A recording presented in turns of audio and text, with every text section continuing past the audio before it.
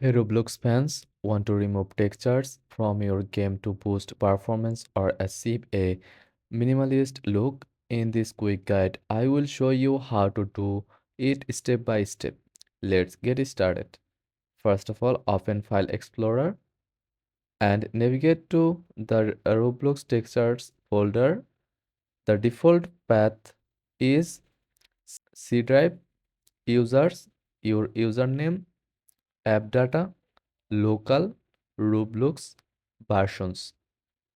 In the versions folder, look for the folder with the latest version number.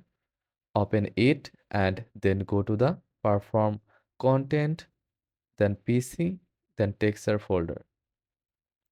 Now select all the files in the textures folder except for the starts and one index files. These are necessary for the game to run.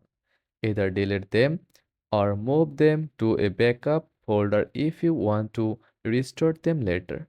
Finally, launch Roblox and enjoy a texture-free experience. You will notice smoother performance and a clean, minimalistic look. And that's it. You have successfully removed textures in Roblox. If this guide helped, give it a thumbs up and subscribe for more Roblox tips.